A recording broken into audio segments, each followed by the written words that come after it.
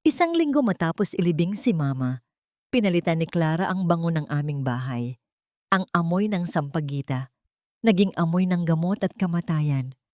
Huwag kang iiyak. Utos niya habang dinidurog ang paborito kong manika. Dahil sa bahay na ito, ako na ang bago mong reyna. At sa likod ng pinto, narinig ko ang tawa ni Papa. Tawang hindi para sa akin, kundi para sa babaeng unti-unting pumapatay sa aming alaala. Sino ang maniniwala sa isang batang hindi na makapagsalita? Itapon mo na ang lahat ng basurang yan, Eduardo. Hindi natin kailangan ng amoy ng patay sa loob ng bahay na ito kung gusto nating magsimula ng maayos. Ang boses ni Clara ay parang talim ng kutsilyo na humiwa sa katahimikan ng silid. Sa ilalim ng malapad na mesang nara, sa silid-aklatan, napaigtad ang maliit na katawan ni Lucia. Mahigpit niyang niyakap ang isang asul na blusa, ang huling kasuotan na ginamit ng kanyang ina bago ito tuluyang mamaalam sa mundo. Ramdam pa niya sa telang iyon ang bahagyang bango ng sampagwita, ang halimuyak na nagpapaalala sa kanya na minsan ay may isang reynang nagmahal sa kanya ng buo. Ngunit ang bawat salitang lumalabas sa bibig ni Clara ay tila isang malakas na hampas na unti-unting dumudurog sa kanyang maliit na puso. Narinig niya ang malalim na buntong hininga ng kanyang ama. Clara, mahal, baka masyadong mabilis. Isang linggo pa lang ang nakalilipas. Baka hindi pa handa si Lucia na makitang mawala ang mga gamit ni Amelia. That is exactly the point, Eduardo. Mabilis na sagot ni Clara. Ang kanyang tono ay puno ng mapanlinlang na malasakit. Hanggat nakikita niya ang mga bagay na yan, mas lalo lang siyang malulunod sa lungkot. Look at her. Hindi na siya nagsasalita. Do you want your daughter to grow up living in a graveyard? Kailangan nating i-declutter hindi lang ang bahay, kundi pati ang alaala niya. Para sa atin din ito, for our future. Ang bawat hakbang ni Clara sa sahig na tabla ay naglalabas ng tunog na tila nagpapayanig sa mundo ni Lucia. Ang anino ng babae ay unti-unting lumalapit sa mesa hanggang sa maramdaman ni Lucia ang isang marahas na paghila sa kanyang pinakamamahal na blusa. Napasubsob ang bata sa sahig nang sa pilitang agawin ni Clara ang tanging bagay na nag-uugnay sa kanyang ina. Narito ka lang pala, bata ka. Mariing bulong ni Clara habang nakatingin ng matalim kay Lucia. Walang emosyon sa kanyang mga mata, kundi isang malamig na tagumpay. And look at this! Nakayakap ka pa rin sa basurang ito? It's dirty, and it smells like sickness. Sa harap ng nangungulilang mga mata ni Lucia, kinuha ni Clara ang mamahaling blusa at ginamit itong pamunas sa alikabok ng isang florera bago ito walang pakundangan na itinapon sa isang itim na plastic bag. Parang may kung anong bumara sa lalamunan ni Lucia. Gusto niyang sumigaw. Gusto niyang bawiin ang huling piraso ng kanyang ina. Ngunit walang tunog na lumalabas sa kanyang mga labi. Ang kanyang hininga ay naging mabilis at mababaw. At ang bawat patak ng kanyang luha ay tila kumukulong tubig na humahapdi sa kanyang mga pisngi. Ang kanyang mga daliri ay nanginginig habang pilit niyang inaabot ang sapatos ng kanyang ama na nakatayo lang sa gilid. Papa, ang tanging ungol na nabuo sa kanyang isip. Ngunit sa paningin ni Eduardo, ang kanyang anak ay isa lamang batang nag-iinarte. Lumuhod si Eduardo sa tapat ni Lucia, ngunit sa halip na yakap ay isang seryosong tingin ang ibinigay nito. Lucia, listen to Tita Clara. She's doing this for you, sweetheart. Malumanay ngunit may autoridad na sabi ni Eduardo. Clara has sacrificed so much to take care of us when your mama was ill. She's a nurse. She knows what's best for your mental health. Now, I want you to stand up, kiss her on the cheek, and thank her for helping us fix this house. Be a good girl. Ang utos ng ama ay tila isang laso na dahan-dahang pumatay sa natitirang pag-asa ni Lucia. Tumingin siya kay Clara at nakita niya ang isang mapait na ngiti sa labi ng madrasta. Isang niya ng ngiting nagsasabing siya na ang may-ari ng lahat ng nasa loob ng tahanang ito. Sa labas ng pintuan, nakita ni Lucia si Tia Deli, ang matandang katulong na nagpalaki sa kanya, na nakatayo bitbit ang kanyang mga lumang gamit. Pinalayas ito ni Clara ng walang pasabi, at sa mga mata ni Tia Deli ay nakita ni Lucia ang parehong takot at awa. Nang tuluyang magsara ang pintuan sa pag-alis ni Tia Deli, ang katahimikan sa loob ng bahay ay naging mas nakabibingi. Nanatili si Lucia na nakaluhod sa malamig na sahig, habang ang amoy ng sampagita ay tuluyan ng nilamon ng matapang na pabango ni Clara. Sa kanyang isipan, isang tanong ang paulit-ulit na umaalingaw-ngaw. Kung ang sarili niyang ama ay piniling mabulag sa kanyang sakit, sino pa ang pakikinggan ng isang batang wala ng boses? Nanatili siyang estatwa sa gitna ng silid habang pinapanood ang kanyang ama na inalalayan si Clara palabas na tila ba ang babaeng iyon ang biktima at hindi ang anak na winasak ang buong pagkatao. Ang dilim ay dahan-dahang gumapang sa silid-aklatan at sa bawat segundo ng katahimikan, naramdaman ni Lucia na hindi lang ang blusa ng kanyang ina ang nawala sa kanya, kundi pati na rin ang huling piraso ng kanyang kaligtasan. Eduardo, I'm really worried about her. Kanina, pag-alis mo, she tried to scratch me nang subukan ko siyang pakainin ng merienda. I think your daughter is becoming more unstable at baka kailangan na natin siyang ipakonsulta sa isang specialist bago pa lumala ang kondisyon niya. Ang mga salitang binitawan ni Clara habang naghahanda ng hapunan ay tila mga lason na dahan-dahang pumasok sa isipan ni Eduardo. Nakaupo ang lalaki sa dulo ng mahabang hapagkainan.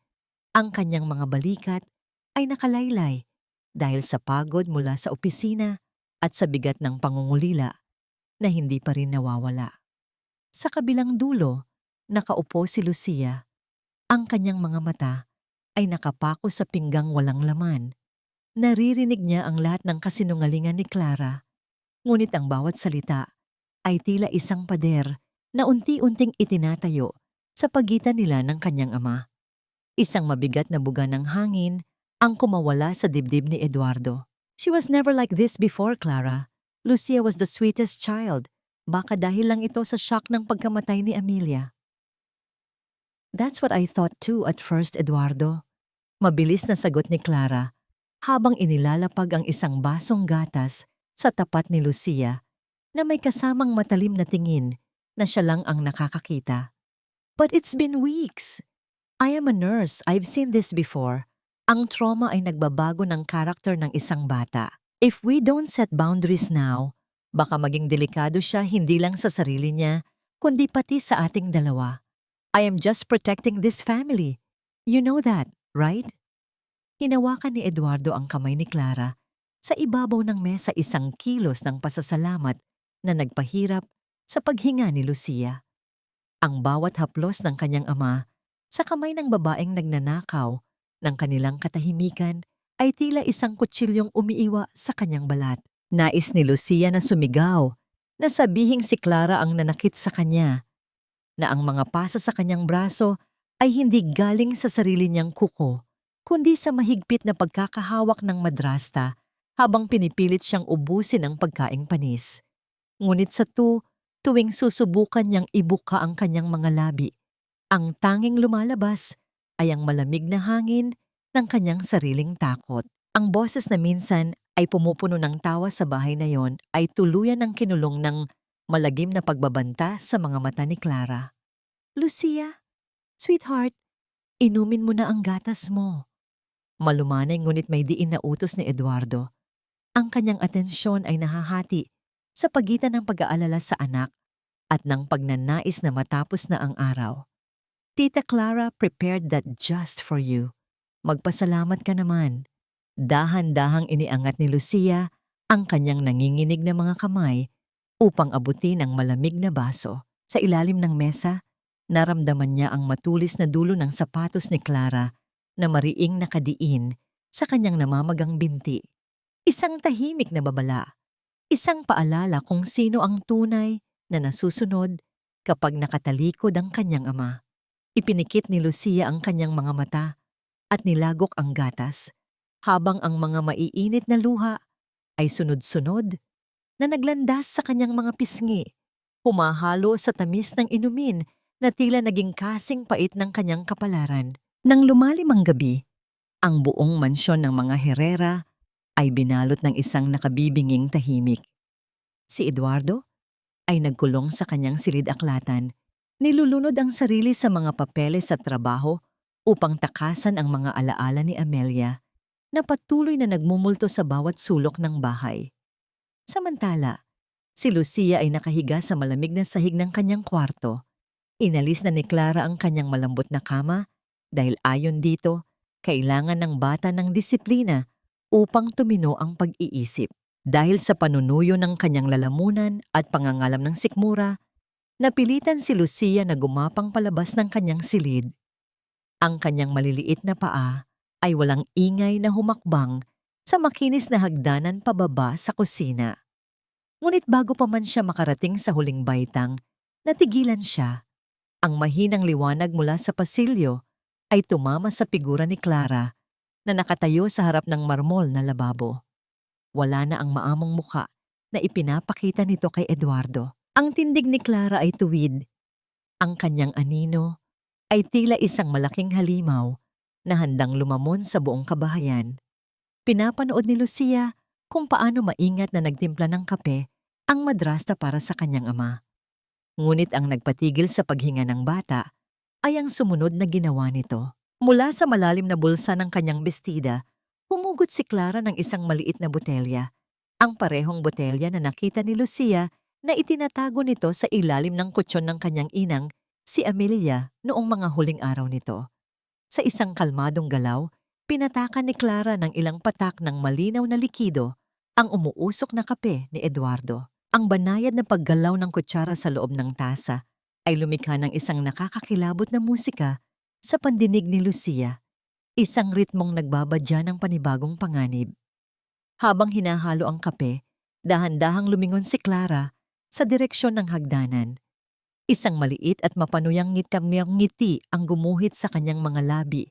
Sa gitna ng dilim, tila ba alam niyang may isang pares ng mga matang nakamasid sa kanyang kasamaan. Napaatras si Lucia, ang kanyang munting dibdib ay parang sasabog sa sobrang kaba. Kung kaya ni Clara na lasunin ang isip ng kanyang ama gamit ang mga kasinungalingan, ano pa ang kayang gawin ng likidong yon sa mismong katawan nito? Sa loob ng kanyang naguguluhang isipan, isang masakit na katanungan ang nag-iwan ng matinding kirot sa kanyang puso. Paano ililigtas ng isang batang walang boses ang nag-iisang magulang na mas piniling maging bulag? Ang bawat paglagok ni Eduardo sa umuusok na kape ay tila paghigop ng kamatayan sa paningin ni Lucia. Mula sa madilim na sulok ng pasilyo, nakita ng bata kung paano dahan-dahang naubos ng kanyang ama ang likidong hinaluan ng madrasta ng kung anong misteryosong gamot. Nais niyang tumakbo, nais niyang itabig ang tasa, ngunit ang kanyang mga paa ay tila nabaon sa semento. Ang takot ay isang malupit na bilangguan na mas masakit pa kaysa sa anumang pasa sa kanyang katawan. "You should sleep now, Eduardo. Masyado ka nang pagod sa trabaho," malambing na sabi ni Clara habang hinahaplos ang likod ng asawa. Ang kanyang boses ay tila isang uyayi na puno ng pampatulog, ngunit para kay Lucia, ito ay ang kislap ng talim ng isang ahas. "Salamat, Clara. Hindi ko alam kung anong gagawin ko kung wala ka," sagot ni Eduardo. Ang kanyang tinig ay nagsisimula nang bumigat at pumiyok dahil sa antok. "Mula pa noong nagkasakit si Amelia, ikaw lang ang naging katuwang ko. Utang ko sa iyo ang buhay ko at ang kaayusan ng bahay na ito." Sa mga salitang iyon, tila bumalik ang alaala ni Eduardo sa mga huling gabi ni Amelia sa loob ng silid-aklatang ito. Ang amoy ng mga lumang libro ay nahaluan noon ng matapang na amoy ng disinfectant. Naalala niya kung paano nanatiling gising si Clara sa loob ng 48 oras upang bantayan ang naghihingalong asawa. Sa mga panahong ang katawan ni Amelia ay unti-unti nang nilalamon ng panghihina, si Clara ang nagsilbing kanang kamay ng pamilya. Ipinangako ko kay Amelia bago siya mawala na hindi ko kayo pababayaan. Bulong ni Clara, ang kanyang mga mata ay tila nagniningning sa ilalim ng madilim na ilaw ng library. Sabi niya sa akin, Clara, ikaw na ang bahala kay Eduardo. Ikaw na ang tumayong ina ni Lucia. I'm just fulfilling my promise, mahal. Ang kasinungalingang yon ay tila isang makapal na kumot na bumalot sa sentido ni Eduardo na nagpumilit sa kanya na ipikit ang kanyang mga mata at magpadala sa dilim.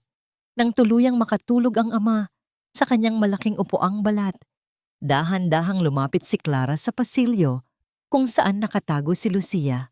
Alam niya, alam ng halimaw na may nanonood sa kanya. Ngunit sa halip na magalit, isang malamig na tawa ang pinakawalan ni Clara bago nito tuluyang patayin ang ilaw na nag-iwan kay Lucia sa gitna ng kawalan. Nang masiguro ng bata na pumasok na si Clara sa kabilang silid, dahan-dahang gumapang si Lucia papasok sa silid-aklatan. Ang tanging liwanag ay ang mula sa buwan na sumisilip sa malaking bintana. Ang kanyang munting puso ay tila isang tambol na mabilis ang pagtibok. Bawat segundo ay puno ng panganib. Nilapitan niya ang kanyang ama, tinitignan kung humihinga pa ito. Ang mahimbing na pagkakaidlip ni Eduardo ay tila isang sumpa na hindi niya magising-gising. Sa kanyang pag-atras, ang kanyang siko ay tumama sa isang tumpok ng mga lumang papeles sa gilid ng mesa ng kanyang ina. Isang piraso ng papel ang nahulog at sumilip mula sa ilalim ng mabigat na kabinet. Mabilis na kinuha ito ni Lucia. Iniisip na baka isa ito sa mga guhit na ginawa niya para kay Amelia nung masaya pa sila. Ngunit hindi ito guhit. Ito ay isang punit na bahagi ng isang liham. Ang sulat kamay ay magulo at tila isinulat ng isang taong nanginginig ang buong katawan. Ang tinta ay bahagyang kumalat. Marahil dahil sa mga luhang pumatak dito bago pa ito matuyo. Sa ilalim ng malamlam na liwanag ng buwan, pilit na binasa ni Lucia ang mga salitang nakasulat sa Tagalog. Bawat titik ay tila isang sigaw mula sa kabilang buhay. Eduardo, huwag kang magtiwala sa mga gamot na ibinibigay ni Clara. Saklolo! Pinapatay niya! Ang papel ay naputol sa bahaging iyon. Tila ba may biglang kumuha nito bago pa matapos ang pangungusap. Nanigas ang buong katawan ni Lucia. Ang lamig ng papel sa kanyang kamay ay tila lumusot sa kanyang buto. Hindi lang pala siya ang nakakakita ng kasamaan ni Clara. Alam ng kanyang ina. Alam ni Amelia ang nangyayari, ngunit huli na ang lahat para sa kanya. Isang mahinang tunog ng pagpihit ng doorknob ang narinig ni Lucia mula sa labas ng silid-aklatan. Ang anino ng isang tao ay dahan-dahang humahaba sa ilalim ng pinto. Ang liham na hawak niya ay tila naging kasing bigat ng isang bato. Kung mahuhuli siya ni Clara na hawak ang ebidensyang ito, alam ni Lucia na hindi lang ang kanyang boses ang mawawala sa kanya, kundi pati na rin ang pagkakataong iligtas ang kanyang ama mula sa parehong hukay na kinahantungan ng kanyang ina. Nanginginig ang kanyang buong pagkatao habang pilit na naghahanap ng mapagtataguan, bit-bit ang huling hiling ng isang inang pinagtaksilan ng sarili niyang kalinga. Ang bawat sinag ng araw na tumatama sa bintana ng kusina ay tila mga mapanuring mata na nagbabantay sa bawat galaw ni Lucia. Matapos ang gabing pagkakatuklas sa punit na liham ng kanyang ina, ang takot ay naging permanenteng anino na nakadikit sa kanyang maliliit na paa.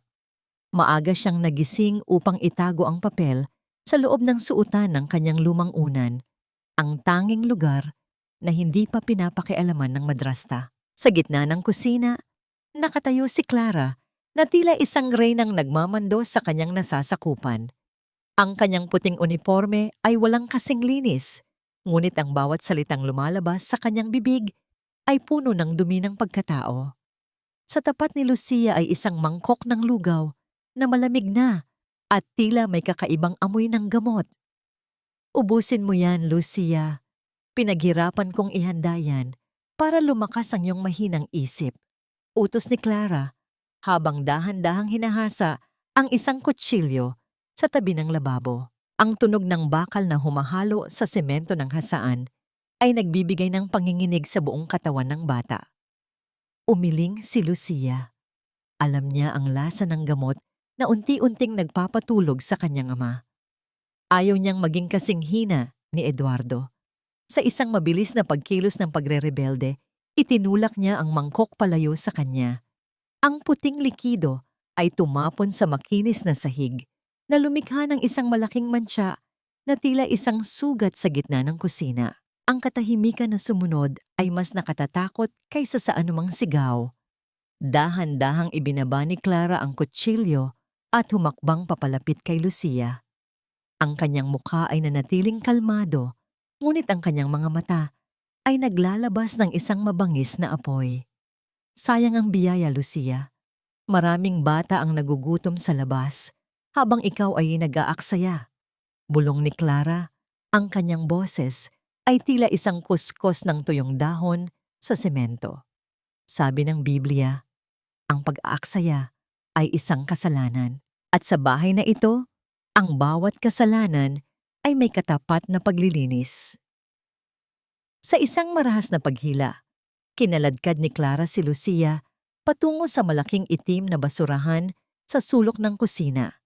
Binuksan niya ang takip nito kung saan ang amoy ng panis na pagkain at nabubulok na balat ng prutas ay agad na humalimuyak na nagpabaliktad sa sikmura ng bata. Kinuha ni Clara ang isang sandok at kumuha ng tumpok ng lugaw na nahaluan na ng dumi mula sa loob ng basurahan. Dahil itinapon mo ang ibinigay ko, marahil ay mas gusto mo ang lasa ng basura, mariing sabi ni Clara habang pilit na ibinubuka ang bibig ni Lucia. Kainin mo ito. Kainin mo ang bunga ng iyong katigasan ng ulo. Napaiyak si Lucia nang walang tunog. Ang kanyang mga mata ay nakapako kay Brownie, ang kanilang aso na nasa labas ng pintuan, na masarap na kumakain ng malinis na pagkain. Pakiramdam ni Lucia ay mas mababa pa siya sa isang hayop sa loob ng sarili niyang tahanan. Ang bawat subo ng maruming lugaw na pilit na ipinapasok sa kanyang bibig ay tila paglunok ng sarili niyang dangal. Ang kanyang lalamunan ay sumasakit sa bawat pagpigil niya sa pagsuka at ang kanyang buong pagkatao ay nanginginig sa matinding kahihiyan. Ayan, ganyan ang batang masunurin, wika ni Clara habang pinupunasan ang gilid ng labi ni Lucia gamit ang isang maruming basahan. Huwag mong kakalimutan ang lasang ito dahil ito ang magpapaalala sa iyo kung nasaan ang lugar mo sa ilalim ng aking pamamahala. Ngunit sa gitna ng malupit na sandaling iyon, ang katahimikan ng umaga ay nabasag ng isang pamilyar na tunog mula sa labas. Ang ugong ng makina ng sasakyan ni Eduardo ay yumayanig sa semento ng driveway. Isang tunog na hindi dapat naririnig sa ganitong oras ng umaga. Ang pagpihit ng susi sa pintuan ng gate ay nagdulot ng biglang pagbabago sa mukha ni Clara. Mabilis na binitawan ni Clara ang sandok at kinuha ang isang basahan upang itago ang dumi sa mukha ni Lucia. Ngunit ang bawat hakbang ng sapatos ni Eduardo sa pasilyo ay papalapit ng papalapit at ang pintuan ng kusina ay dahan-dahang bumukas. Si Eduardo ay nakatayo doon. Ang kanyang barong ay bahagyang gusot at ang kanyang muka ay puno ng pagtataka. Ang kanyang paningin ay nagpalipat-lipat mula sa nanginginig na si Lucia sa basurahang bukas at sa kanyang asawang si Clara na may hawak na sandok. Eduardo? Bakit ang aga mo yata? Ang nauutal na tanong ni Clara habang pilit na ibinabalik ang kanyang maskara ng isang mapagmahal na asawa. Nanatiling nakatitig si Eduardo sa kanyang anak. Nakita niya ang isang butil ng dumi sa pisngi ni Lucia at ang pamumula ng mga mata nito na tila humihingi ng tulong na hindi mabigkas ng bibig. Sa sandaling iyon, ang hangin sa loob ng kusina ay naging kasing bigat ng isang paparating na bagyo. Ang bawat tibok ng puso ni Eduardo ay tila isang mabigat na yabag sa loob ng tahimik na kusina. Nakatingin siya sa kanyang anak na ang maliit na katawan ay nanginginig at ang mga labi ay may mantsa pa ng maruming lugaw. Tumingin siya kay Clara na ang mukha ay dahan-dahang nagbabago mula sa gulat patungo sa isang malalim na pighati. Isang pighating tila gawa sa pinakamahusay na telo ng teatro. Eduardo, thank God you're home. Bulong ni Clara, ang kanyang boses ay nanginginig at tila malapit ng maiyak. Ibinaba niya ang sandok at dahan-dahang itinakip ang kanyang mga palad sa kanyang mukha. Hindi ko na alam ang gagawin ko. I tried, Eduardo. I really tried. Kumunot ang noo ni Eduardo. Ang kanyang pagkalito ay unti-unting napapalitan ng pangamba. Anong nangyari? Bakit ganyan ang hitsura ni Lucia? At bakit bukas ang basurahan? Dahan-dahang ibinaba ni Clara ang kanyang mga kamay. Ang kanyang mga mata ay namumula na ngayon sa pekeng luha. Kanina pa siya nagwawala, Eduardo. I prepared a healthy meal for her, but she threw it on the floor. At nang subukan ko siyang pagsabihan, bigla siyang tumakbo sa basurahan at nagsimulang kumuha ng dumi. She's trying to punish me, Eduardo. She's trying to make me look like a bad person because she knows how much I care for her. Napatingin si Lucia sa kanyang ama. Ang kanyang mga mata ay punong-puno ng pagsusumamo. Nais niyang umiling. Nais niyang ituro ang madrasta at sabihing ito ang kinaladkad siya patungo sa basurahan. Ngunit ang bawat salita ni Clara ay tila isang makapal na usok na bumabalot sa katotohanan. Ang pagiging nurse ni Clara at ang imahe nito bilang tagapagligtas ng pamilya ay isang pader na hindi kayang tibagin ng isang batang walang boses. Lucia, is this true? Tanong ni Eduardo. Ang kanyang boses ay puno ng pagkabigo. Lumapit siya sa kanyang anak at kinuha ang isang panyo upang punasan ang dumi sa mukha nito. Ngunit sa bawat haplos ng panyo, mas naramdaman ni Lucia ang distansya ng kanyang ama. Bakit mo ginagawa ito? Tita Clara is just trying to help you. After everything she did for your mama, ganito ba ang isusukli mo sa kanya? Yumuko si Lucia, ang kanyang mga balikat ay gumuho sa bigat ng kawalang katarungan. Ang bawat salita ng kanyang ama ay tila isang rehas na kumukulong sa kanya sa dilim. Sa gilid ng kanyang paningin, nakita niya ang isang bahagyang pag-angat ng sulok ng labi ni Clara. Isang tagumpay na nakatago sa likod ng mapanlinlang na maskara. Hayaan mo na siya, Eduardo. Baka kailangan lang niya ng pahinga. Malamig na sabi ni Clara habang hinahawakan ang braso ng asawa upang ilayo ito kay Lucia. I'll clean this up. Bakit hindi ka muna magpahinga sa taas? I'll bring you some tea later. Bumuntong hininga si Eduardo at tumango. Ang kanyang tiwala ay muling nakuha ng matatamis na salita ng kanyang asawa. Habang papaakyat ang ama, naiwan si Lucia sa kusina kasama ang halimaw. Ang init ng sikat ng araw sa labas ay tila hindi na umaabot sa loob ng silid na yon. See? Kahit anong gawin mo, ako ang papakinggan niya. Bulong ni Clara sa tainga ni Lucia. Ang kanyang hininga ay malamig at tila amoy ng gamot. You are just a broken little girl at walang naniniwala sa isang sirang laruan. Ngunit ang katahimikan ng kanilang pagtutuos ay nabasag ng maramdaman ni Clara ang pag-vibrate ng kanyang telepono sa loob ng kanyang bulsa. Mabilis niyang kinuha ito at tiningnan ng screen. Ang kanyang mukha na kanina ay puno ng kayabangan ay biglang namutla. Ang kanyang mga daliri ay bahagyang nanginginig habang tinititigan ang numero na tumatawag. Hindi niya sinagot ang tawag sa harap ni Lucia. Mabilis siyang lumabas ng kusina patungo sa likod bahay, sinisiguro na walang makakarinig sa kanya. Sumunod si Lucia sa malayo. Ang kanyang bawat hakbang ay tila isang bulong sa semento. Nakita niya si Clara na nakatalikod. Ang kanyang boses ay mababa at puno ng takot. Sabi ko sa'yo, huwag mo na akong tatawagan dito. Maring sabi ni Clara sa kausap. I gave you the money already. Anong kailangan mo pa? Kung malalaman ni Eduardo ang tungkol sa nangyari sa nakaraang ospital, sisiguraduhin kong wala kang mapapala. Natigilan si Lucia sa kanyang pinagtataguan sa likod ng pintong kahoy. Ang hangin ay tila tumigil sa pag-ihip at ang tanging naririnig ay ang mabilis na tibok ng kanyang sariling puso. Isang lihim mula sa nakaraan ni Clara ang unti-unting sumisilip sa dilim. Isang lihim na maaring maging susi sa kanyang kalayaan o ang magiging mitya ng mas malaking panganib para sa pamilya Herrera. Ang bawat salitang narinig ni Lucia mula sa likod ng pinto ay tila mga bubog na bumaon sa kanyang isipan. Ang lihim ni Clara, ang tungkol sa isang pagkakamali sa ospital at ang pera na ipinambubusal nito sa isang estranghero ay naging isang mabigat na sandata na hindi alam ng bata kung paano hahawakan. Sa gitna ng dilim ng pasilyo, naramdaman ni Lucia ang isang matinding pangangailangan na kumawala. Hindi na sapat ang magtago sa ilalim ng mesa. Kailangan niya ng tulong mula sa tanging taong nagbigay sa kanya ng tunay na kalinga matapos mawala ang kanyang ina, si Tia Deli.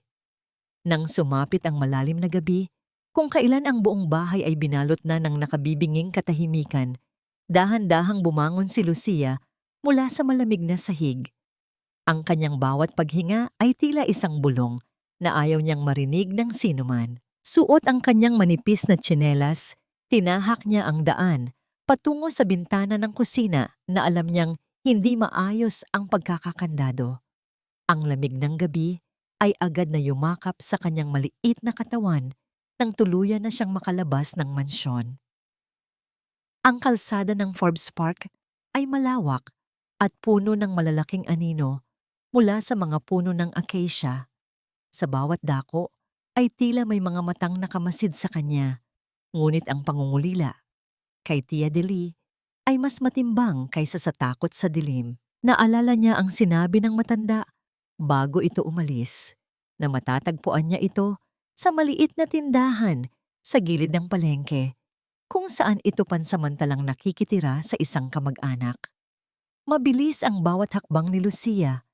Ang kanyang munting puso ay tila isang ibon na nagpupumiglas sa loob ng kanyang dibdib. Ang bawat kaluskos ng tuyong dahon sa semento ay nagpapatalon sa kanyang kaba. Nang makarating siya sa bukana ng palengke, ang amoy ng nabulok na gulay at tuyong isda ay humampas sa kanyang pandama.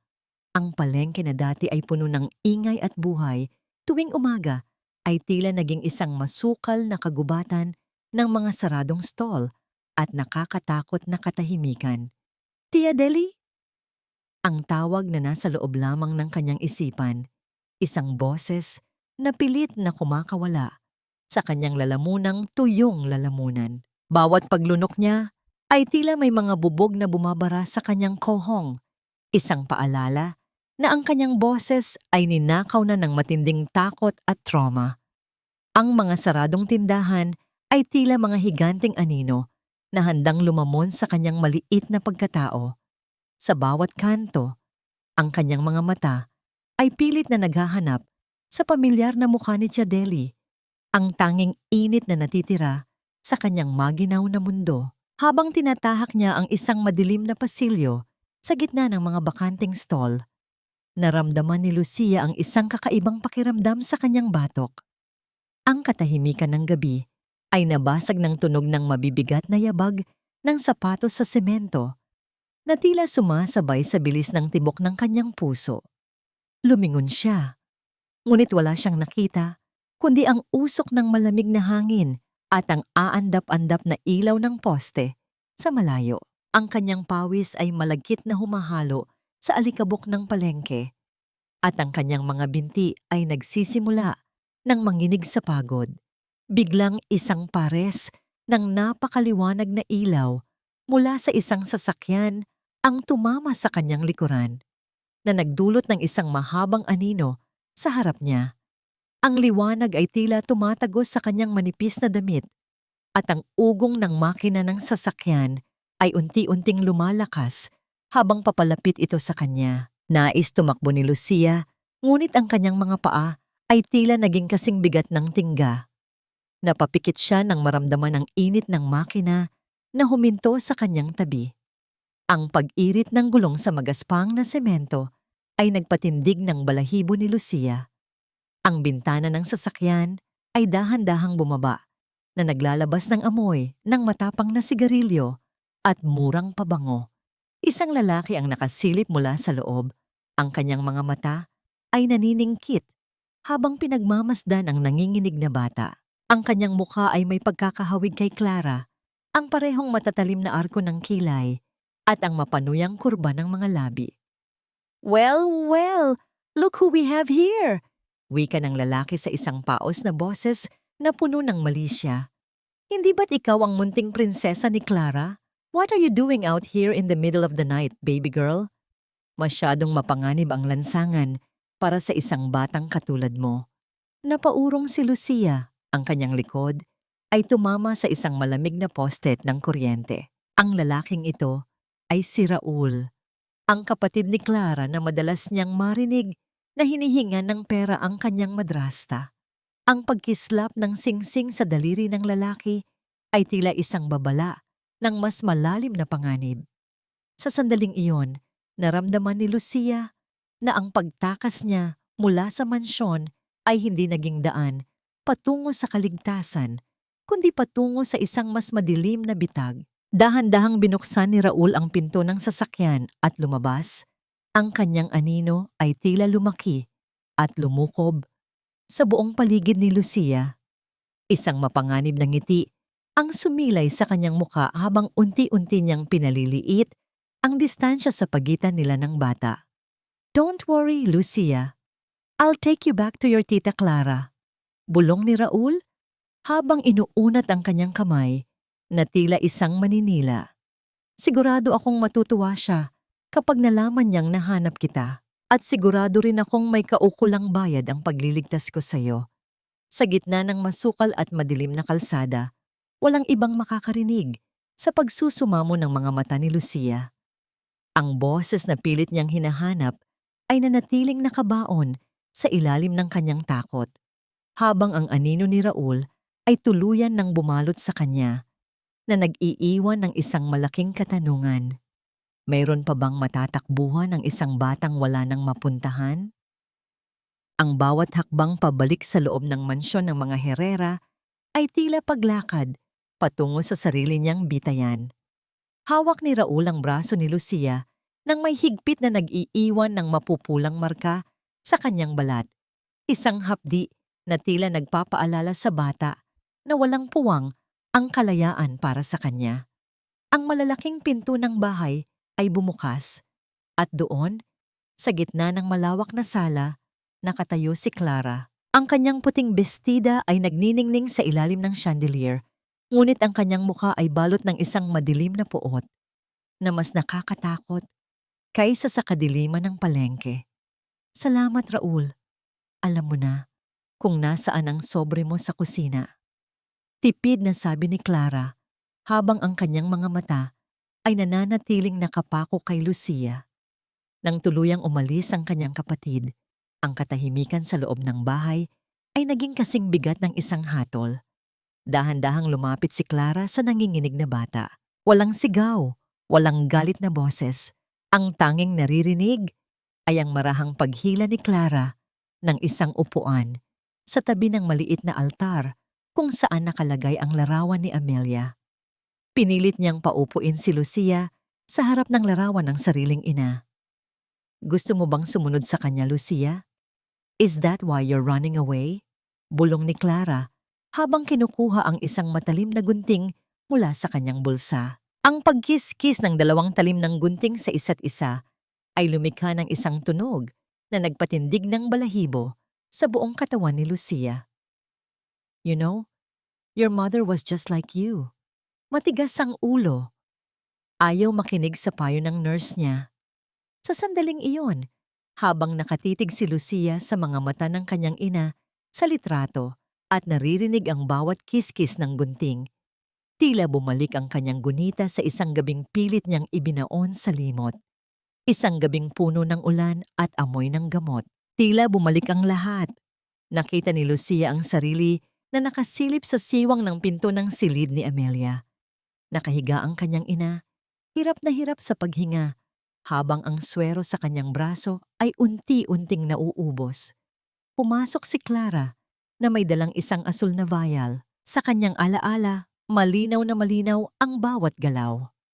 Ang mabilis na pagpapalit ni Clara ng likido sa swero, ang malamig na titig nito habang pinapanood ang bawat mabilis at mababaw na hininga ni Amelia hanggang sa tuluyan itong tumigil. Naalala ni Lucia ang huling tingin ng kanyang ina sa kanya. Isang tingin na puno ng takot para sa kinabukasan ng kanyang anak. Ang asul na vial na yon ang naging tulay patungo sa kabilang buhay. Ang gunita ay tumama sa kanya na parang isang malakas na hampas ng alon na nagpabuhos ng kanyang mga luha na hindi na niya mapigilan. Bakit ka umiiyak? Is it because you remember now? Tanong ni Clara. Ang kanyang boses ay puno ng malisya habang dahan-dahang inilalapit ang gunting sa mahabang buhok ni Lucia. Remembering is a dangerous thing, Lucia.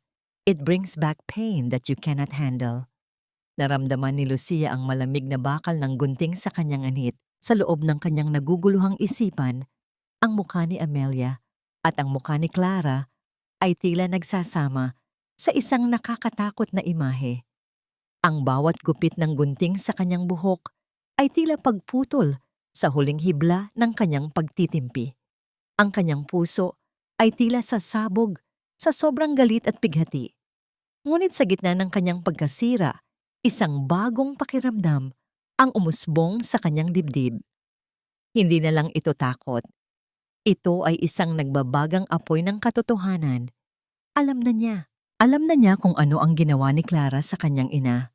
At habang ang kanyang buhok ay isa-isang nalalaglag sa sahig na tila mga tuyong dahon, ang boses ni Lucia, ang boses na matagal nang nawala, ay nagsimulang gumuhit ng isang mahapdi, ngunit matapang na daan sa loob ng kanyang lalamunan.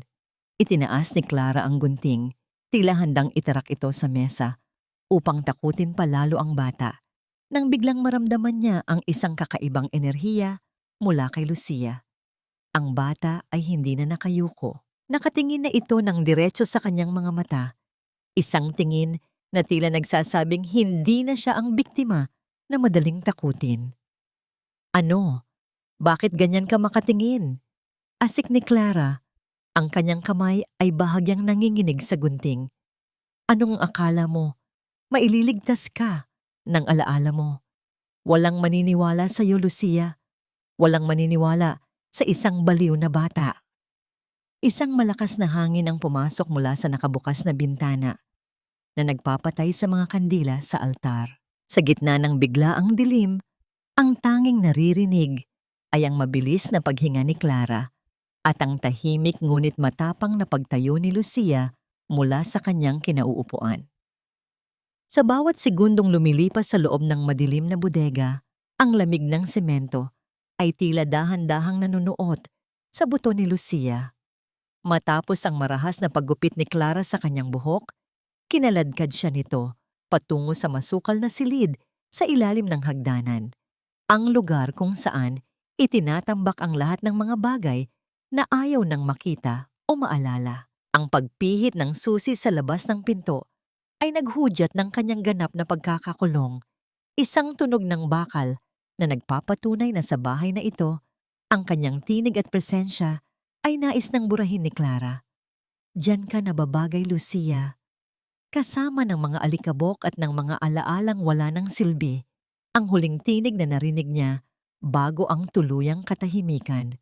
Napayakap si Lucia sa kanyang sarili, ang kanyang nanginginig na mga daliri ay dahan-dahang humahaplos sa kanyang nagupit na buhok.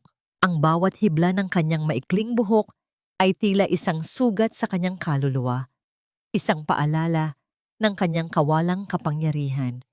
Ang amoy ng lumang kahoy, amag at mga itinakwil na kagamitan ay humahalo sa amoy ng kanyang sariling luha. Sa gitna ng kadiliman, pilit niyang inaaninag ang paligid, umaasang makakahanap ng kahit munting liwanag. Habang gumagapang sa gitna ng mga nakatumpok na karton, ang kanyang kamay ay tumama sa isang matigas at malamig na bagay na nakabalot sa isang lumang pilus na tela.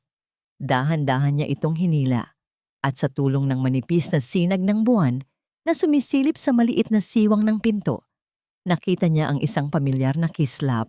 Ang puso ni Lucia ay tila tumigil sa pagtibok.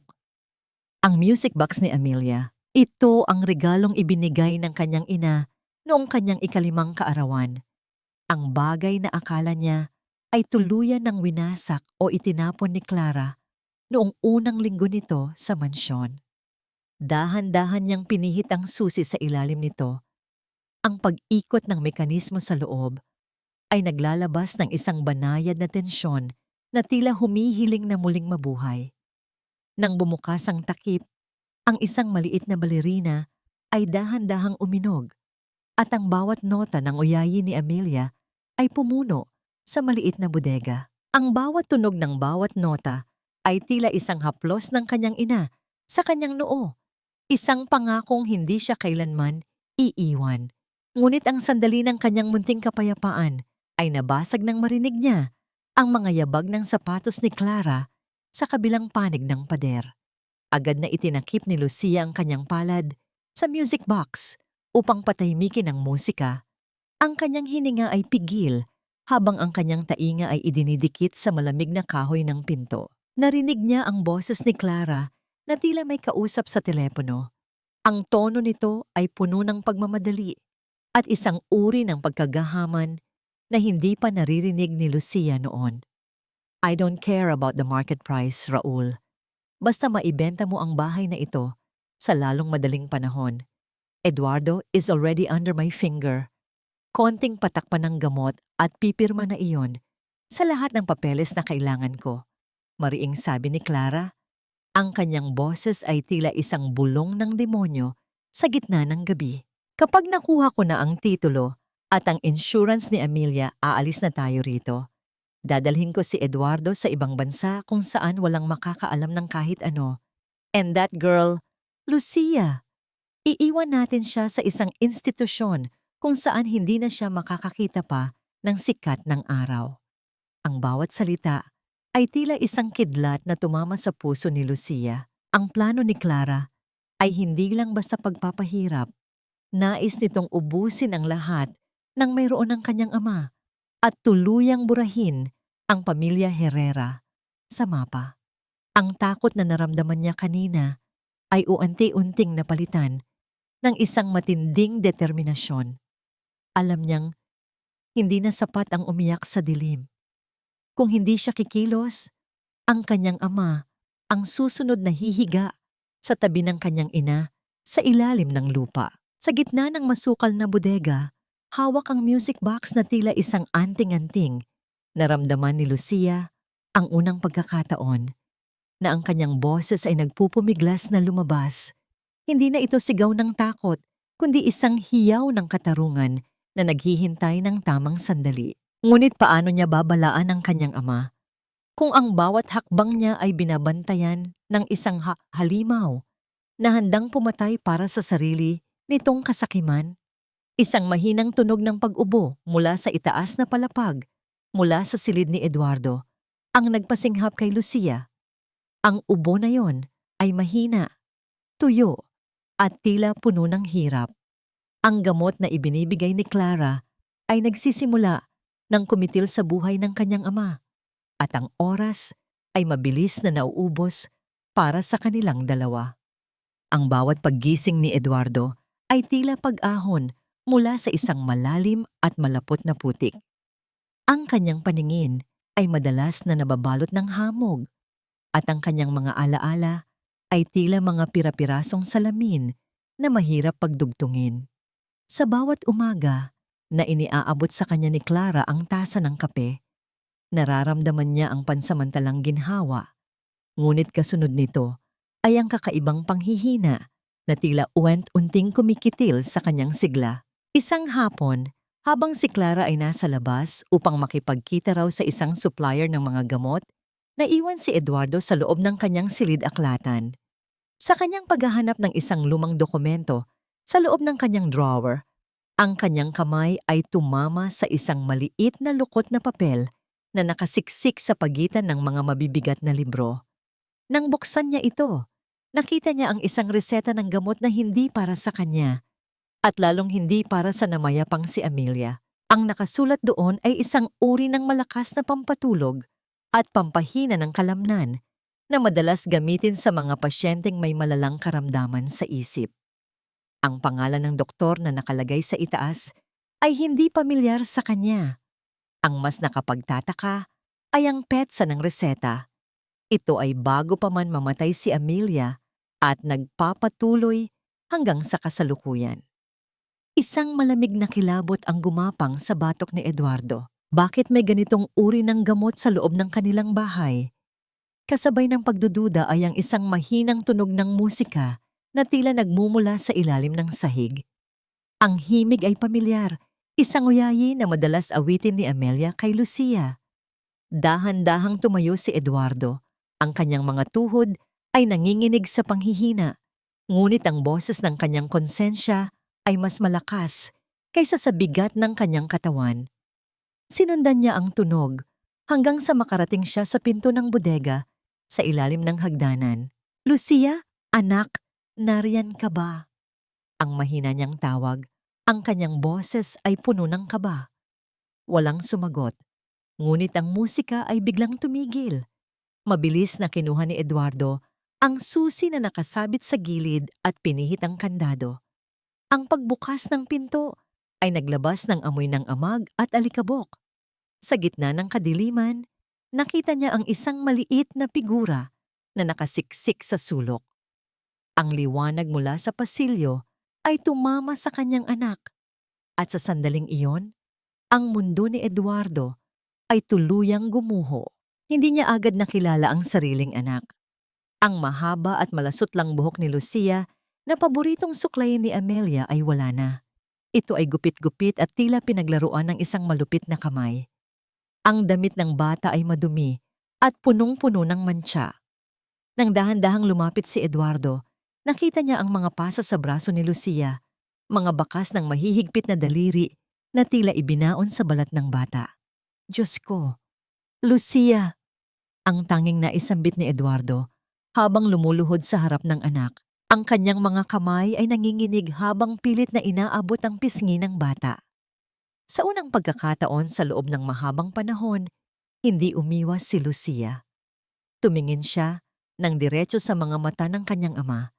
At sa mga matang iyon, nakita ni Eduardo ang lahat ng sakit, takot, at ang katotohanang pilit niyang ipinagkakait sa kanyang sarili. Ang maskara ni Clara na binuo ng utang na loob at malasakit ay tila nadurog sa harap ng ebidensyang hawak niya ngayon. Hindi ito gawa ng isang batang baliw. Ito ay gawa ng isang halimaw na pinatira niya sa loob ng kanilang tahanan. Niyakap ni Eduardo ang kanyang anak nang may higpit na tila humihingi ng tawad sa bawat segundong naging bulag siya. Ang bawat patak ng luha ni Eduardo na bumabasa sa balikat ni Lucia ay tila isang sumpa sa kanyang sariling kapabayaan. Ngunit ang sandali ng kanilang pagtatagpo ay nabasag ng marinig ang tunog ng pagsara ng pinto sa unahan ng bahay. Ang bawat yabag ng sapatos ni Clara sa marmol na sahig ay papalapit. At ang bawat hakbang nito ay tila isang babala ng paparating na bagyo. "Eduardo, bakit bukas ang bodega?" Ang boses ni Clara ay narinig mula sa pasilyo. Kalmado, ngunit may kasamang kakaibang talim. Nanigas si Eduardo. Ang init ng galit ay nagsimulang dumaloy sa kanyang mga ugat, ngunit kasabay nito ay ang takot para sa anuman pang kayang gawin ng babaeng ito. Hawak ang music box ni Amelia sa isang kamay at ang kanyang anak sa kabila. Naramdaman ni Eduardo na ang bawat pader ng mansyon na ito ay tila tumitipon upang gumuho sa kanila. Ang katotohanan ay narito na, ngunit ang tanong ay kung sapat ba ang lakas ng isang amang pinahina ng lason upang iligtas ang huling alaala ng kanyang tunay na mahal. Ang bawat patak ng ulan na humahampas sa bubong ng mansyon ay tila mga bala ng katotohanan na nagnanais bumutas sa katahimikan ng gabi. Sa labas, ang langit ay binalot ng galit na kulay abo at ang dagundong ng kalikasan ay yumayanig sa mga malalaking bintanang kristal ng pamilya Herrera. Sa loob ng pasilyo, nakatayo si Eduardo habang kalong ang nanginginig na si Lucia. Ang kanyang puso ay tila isang sugatang hayop na pilit bumabangon mula sa pagkakalubog sa lason ng kasinungalingan. Dahan-dahang pumasok si Clara sa silid. Ang kanyang payong ay tumutulo pa ng tubig sa makinis na sahig na lumilikha ng mga bakas na tila luha ng langit. Nang makita niya ang bukana ng bodega at ang hitsura ni Eduardo, ang kanyang mukha ay hindi nagpakita ng takot. Sa halip, ang kanyang mga mata ay nanatiling malamig, tila isang lawa na walang hangganan ang lalim. Eduardo, you shouldn't be out of bed. Ang lamig ng panahon, baka lalong lumala ang trangkaso mo. Malumanay na sabi ni Clara. Ang kanyang boses ay tila isang banayad na haplos na may kasamang lason. At si Lucia, I told you, she's having an episode. Sinaktan niya ang sarili niya, kaya kinailangan ko siyang i-isolate para sa safety niya. Isolate? Sinaktan ang sarili? Ang boses ni Eduardo ay galing sa kailaliman ng kanyang lalamunan, puno ng pait at pagsisisi. Itinaas niya ang kamay ni Lucia. Ipinapakita ang mga pasa na tila mga ube sa puting balat ng bata. Ang sarili ba niya ang gumawa nito, Clara? O ang mga kamay mo na akala ko ay nagdadala ng kagalingan, pero kamatayan pala ang ibinibigay? Isang mapait na tawa ang kumawala sa mga labi ni Clara. Ibinaba niya ang kanyang payong at dahan-dahang lumapit. Ang bawat hakbang ng kanyang sapatos ay lumilikha ng tunog na tila isang orasan na nagbibilang ng huling sandali. Eduardo, listen to yourself. You are hallucinating. Iyan ang side effect ng sakit mo. I am a nurse. I am the one keeping you alive. If not for me, matagal ka na sanang sumunod kay Amelia. Huwag mong babanggitin ang pangalan ng asawa ko. Sigaw ni Eduardo. Ang kanyang buong katawan ay nanginginig sa galit. Nahanap ko ang reseta, Clara. Nahanap ko ang mga gamot na ibinibigay mo sa akin. You've been poisoning me, just like how you poisoned my wife. Ang katahimikan na sumunod ay mas matindi pa kaysa sa ingay ng bagyo sa labas. Ang maskara ni Clara ay tuluyan ng natanggal at ang lumabas ay ang tunay na mukha ng isang maninila. Ang kanyang mga mata ay naningkit at ang kanyang tindig ay naging kasing tigas ng bakal. So nalaman mo na rin, bulong ni Clara. Ang kanyang boses ay wala ng bakas ng lambing. Sayang.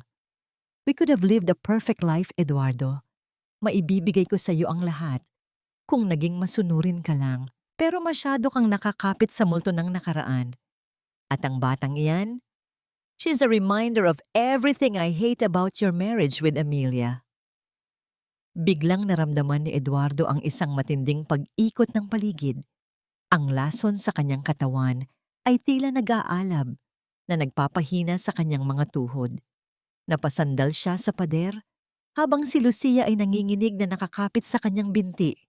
Nakita ni Clara ang pagkakataong ito. Mabilis siyang kumilos at hinablot ang braso ni Lucia. Pilit na inilalayo ang bata sa kanyang ama. Let her go, Clara! Pagmamakaawa ni Eduardo, ang kanyang boses ay pumupiyok na sa panghihina. Hindi na maaari, Eduardo. It's too late for a happy ending. Wika ni Clara habang hinihila si Lucia patungo sa hagdanan. Kung hindi ka pipirma sa mga papeles ng transfer of assets, hindi mo na uli makikita ang anak mo. I'll make sure she disappears, just like her mother's voice. Ang takot sa mga mata ni Lucia ay naging isang matinding enerhiya na tila sasabog sa kanyang dibdib. Nakita niya ang kanyang ama na nakaluhod sa sahig, hirap na hirap huminga, habang ang halimaw ay pilit siyang kinakaladkad. Sa loob ng kanyang lalamunan, ang mga pader ng trauma na itinayo ng ilang buwang pambanayang pananahimik ay nagsimulang gumuho. Ang bawat hapdi Bawat gutom at bawat saksak ng karayom sa kanyang alaala ay nagsama-sama sa isang malakas na bugso. Sa gitna ng dagundong ng langit at ng ulan, isang tunog ang lumabas mula sa bibig ni Lucia. Isang tunog na hindi narinig sa loob ng mansyong yon sa mamahabang panahon. Ito ay isang boses na tila galing sa kabilang buhay, puno ng katarungan at ng lakas ng isang inang naghihiganti. Pamatay! Ang sigaw ni Lucia ay yumayanig sa mga dingding na nagpapatigil sa bawat galaw ni Clara. Ang boses ng bata ay tila isang kidlat na tumama sa gitna ng bagyo na nagiiwan ng isang nakabibinging alingawngaw ng katotohanan. Ang bawat titik ng salitang binitiwan ni Lucia ay tila isang mitya na nagpasabog sa katahimikan ng mansyon. Ang sigaw na iyon, na nagmula sa kailaliman ng kanyang maliit na dibdib, ay paulit-ulit na umalingaw-ngaw sa pasilyo, na tila mga humahagupit na alon na dumudurog sa bawat kasinungalingang itinayo ni Clara. Nanigas ang madrasta, ang kanyang mga mata ay nanlaki sa gulat, at hindi makapaniwalang ang batang binalot niya ng takot ay muling nakahanap ng kanyang boses. Ano ang sinabi mo? Ang nauutal na tanong ni Clara. Ang kanyang kamay na nakahawak sa braso ni Lucia ay bahagyang nanginginig. You can talk?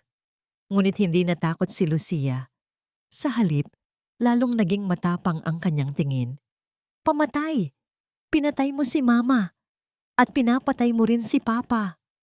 Ang bawat salita ni Lucia ay tila isang malakas na sampal sa pagkatao ni Clara. Sa gitna ng panghihina, si Eduardo ay pilit na bumangon. Ang kanyang mga daliri ay mariing nakakapit sa gilid ng hagdanan. Ang bay ng lason ay tila panandali ang natalo ng nag-aalab na proteksyon ng isang ama. Tama na, Clara. Tapos na ang panloloko mo sa amin. No, wala kayong ebidensya. I was the one who cared for Amelia. I was the one who cared for you. Sigaw ni Clara. Ang kanyang boses ay pumipiyok na sa desperasyon habang pilit niyang hinahanap ang kanyang susi sa loob ng bulsa. Baliw ang batang iyan. Eduardo, don't listen to her. Ngunit ang gabi ay hindi pa tapos sa paglalantad ng katotohanan.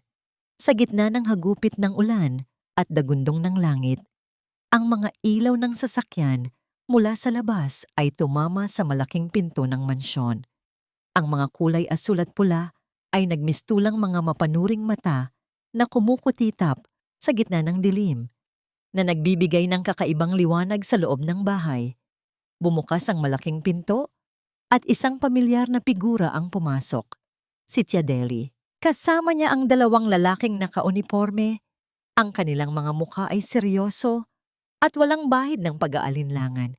Sa kamay ni Tia Deli ay hawak niya ang isang maliit na plastic bag kung saan nakalagay ang asul na vial na itinapon ni Clara sa labas ng bakod noong nakaraang gabi, pati na ang mga reseta na matagal nang hinahanap ni Eduardo. Deli, anong ginagawa mo rito? Ang gulat na tanong ni Eduardo. Hindi ako lumayo, Eduardo. Pinanood ko ang bawat galaw ng babaeng iyan mula nang palayasin niya ako. Wika ni Tia Deli. Ang kanyang boses ay puno ng katarungan. Nahanap ko ang mga ebidensyang kailangan ninyo. Nakita ko kung paano niya pinalitan ang swero ni Amelia. At mayroon akong testigo mula sa dati niyang ospital, ang taong tinatakot niya para manahimik tungkol sa mga maling gamot na ibinibigay niya sa mga pasyente para sa pera. Ang mukha ni Clara ay unti-unting namutla. Ang kanyang bawat kalamnan ay tila nanigas sa matinding takot. Sinubukan niyang tumakbo patungo sa kusina, marahil upang humanap ng ibang malalabasan, ngunit mabilis siyang naharang ng mga awtoridad. Ang pagkiskis ng bakal na posas sa kanyang mga pulso ay naglikha ng isang tunog na naghudyat ng katapusan ng kanyang paghahari sa loob ng bahay Herrera. Bitiwan ninyo ako. Hindi ninyo alam ang ginagawa ninyo. I saved this family. Ang nagwawalang sigaw ni Clara habang kinakaladkad siya palabas ng mansyon. Ang kanyang buhok na laging maayos ay gulo-gulo na ngayon at ang kanyang puting uniforme ay narumihan na ng putik at ulan. Sa gitna ng kaguluhan, niyakap ni Eduardo si Lucia nang may higpit na tila ayaw na itong pakawalan kailanman. Ang bawat patak ng ulan na pumapasok mula sa nakabukas na pinto ay tila naghuhugas sa lahat ng dumi at sakit na iniwan ni Clara. Tumingin si Lucia sa kanyang ama at sa unang pagkakataon, matapos ang mahabang panahon, nakikita niya ang isang totoong nangiti sa likod ng mga luhang puno ng pagsisisi. "I'm sorry, Lucia. Patawarin mo si Papa," bulong ni Eduardo habang hinahalikan ang noo ng anak. "Hindi na tayo masasaktan muli. Ipinapangako ko sa'yo."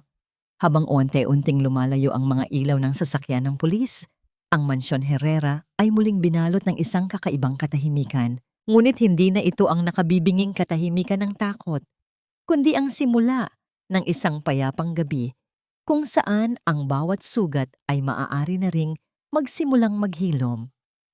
Ang boses ni Lucia ay nagbalik na at kasama nito ang pag-asang ang bawat alikabok sa kanilang kristal na buhay ay tuluyan ng mapapalis. Ang sikat ng araw ay malayang pumasok sa malalaking bintana ng mansyon ng mga Herrera na tila binubura ang bawat bakas ng dilim at pait na iniwan ng nakaraang bagyo. Wala na ang matapang na amoy ng disinfectant at gamot na dati ay bumabalot sa bawat pasilyo. Sa halip, ang hangin ay puno ng halimuyak ng sariwang kape at ang amoy ng basang lupa mula sa hardin, isang amoy na nagbabadya ng bagong simula. Sa gitna ng malawak na bakuran, nakaupo si Eduardo sa damuhan, malayo sa kanyang dati at abalang buhay sa opisina. Ang kanyang mga kamay, na dati ay puro papeles lamang ang hawak, ay puno na ngayon ng itim na lupa habang tinutulungan ang kanyang anak. Sa tabi niya, si Lucia ay abala sa paghuhukay ng maliliit na butas para sa mga bagong tanim na sampagwita. Ang kanyang gupit-gupit na buhok ay dahan-dahan ng humahaba at ang mga pasa sa kanyang braso ay tuluyan ng naglaho na pinalitan ng malusog at kulay kayumangging balat. "Papa, look! It's growing!" Masayang sabi ni Lucia. Ang kanyang boses ay malinaw na at wala na ang panginginig ng takot. Bagamat minsan ay nandoon pa rin ang bahagyang pag-aalinlangan, ang bawat salitang lumalabas sa kanyang bibig ay tila isang himala para kay Eduardo. Ngumiti si Eduardo at hinaplos ang ulo ng anak. "Yes, sweetheart. Parang ikaw, dahan-dahan silang lalaki at magbibigay ng bango sa ating tahanan. Your mama would be so proud of you." Sandaling tumigil si Lucia at tumingin sa asul na langit. "Do you think she can see us, Papa?" "I know she can, Lucia. Nararamdaman ko siya sa bawat ihip ng hangin at sa bawat bulaklak na namumukadkad dito," sagot ni Eduardo. Ang kanyang boses ay puno ng emosyon. "And she's happy because we're together again." Patawarin mo si Papa kung naging bulag ako noon, anak. I spent so much time trying to be a provider na nakalimutan kong maging isang ama. Hinawakan ni Lucia ang maduming kamay ng kanyang ama at pinisili ito ng mahigpit. "It's okay now, Papa. We're both home." Mula sa balkonahe, lumabas si Chadeli bitbit ang isang tray ng merienda. Ang kanyang mukha ay maliwanag at puno ng kagalakan habang pinagmamasdan ang dalawa. Ang Mansyong Herrera ay hindi na isang malamig na kahon ng mga lihim, kundi isang tunay na tahanan kung saan ang tawanan ay muling naririnig sa bawat sulok. Ang mga gamit ni Amelia na dati ay itinapon ni Clara ay unti-unti nilang nahanap at ibinalik sa kanilang mga tamang lugar na tila binubuhay muli ang diwa ng yumaong ina. Habang nagpapatuloy sila sa pagtatanim, ang katahimikan ng hapon ay nabasag ng tunog ng pagpihitin ng bakal na gates sa unahan. Isang itim na sasakyan ang huminto sa tapat ng mansyon at isang lalaki ang dahan-dahang bumaba. Ang lalaki ay mukhang nasa huling bahagi ng kanyang 30. May tindig na kagalang-galang at may mga matang tila may dalang mahalagang mensahe. Natigilan si Eduardo at dahan-dahang tumayo habang si Lucia ay napakapit sa laylayan ng kanyang damit. Hindi pamilyar ang mukha ng lalaki, Ngunit may kung anong pamilyar sa paraan ng kanyang pagngiti. Isang ngiti na tila nakita na ni Lucia sa isa sa mga lumang larawan ni Amelia na nakatago sa silid-aklatan. "Good afternoon," wika ng lalaki habang papalapit sa kanila. Ang kanyang boses ay malalim at kalmado. "Is this the Herrera residence? My name is Gabriel. I'm a lawyer but I'm here for something more personal.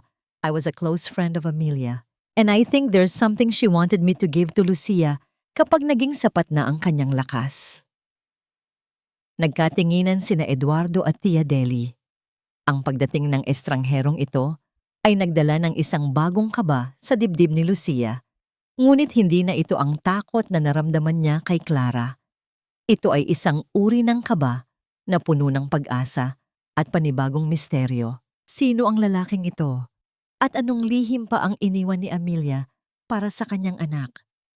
Habang ang sikat ng araw ay unti-unting lumulubog sa likod ng mga puno, ang anino ng nakaraan ay tila muling sumisilip.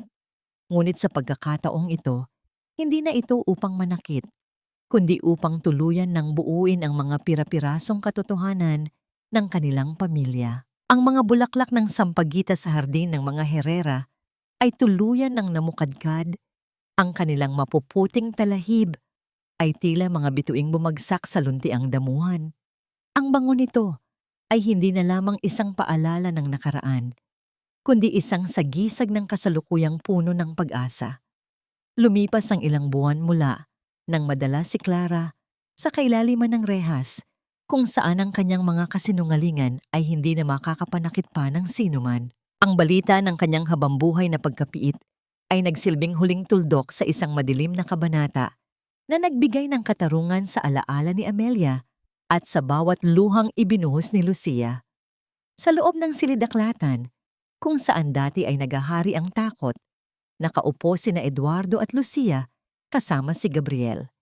Inilapag ng abogado ang isang maliit at lumang video camera sa ibabaw ng mesa, isang bagay na maingat niyang itinago sa utos ni Amelia bago pa man ito tuluyang manghina.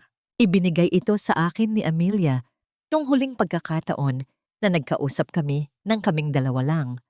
Malumanay na paliwanag ni Gabriel, ang kanyang mga mata ay puno ng respeto. Alam niyang may kakaibang nangyayari, ngunit dahil sa kanyang panghihina, ang tanging nagawa niya ay iwanan ang kanyang boses sa ligtas na kamay.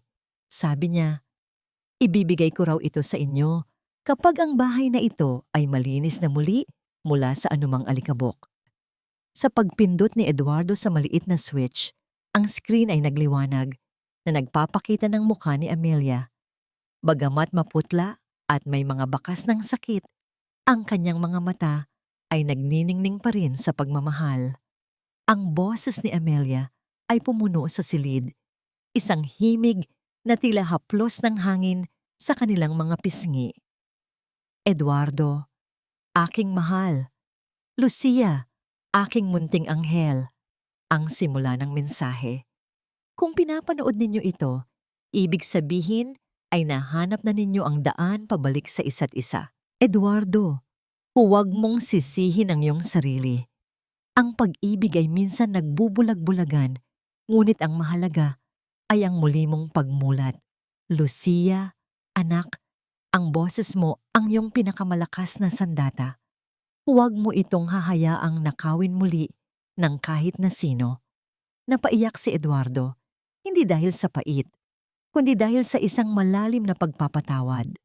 Pagpapatawad para sa kanyang sarili at para sa mga pagkakataong naging mahina siya. Naramdaman niya ang maliit na kamay ni Lucia na humawak sa kanyang palad, isang hawak na nagsasabing ang lahat ay ayos na. Ang sugat sa kanilang kaluluwa ay naroon pa rin bilang mga pilat. Ngunit ang mga pilat na ito ay patunay na sila ay nakaligtas at nagtagumpay.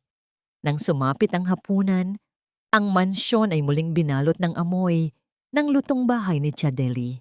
Ang bawat kwentuhan at malutong na tawa ni Lucia habang nagkukwento tungkol sa kanyang pag-aaral ay tila musikang nagpapagaling sa bawat sulok ng bahay. Wala na ang kaba sa bawat pagtunog ng pinto Wala na ang pag-aalinlangan sa bawat tasa ng kape.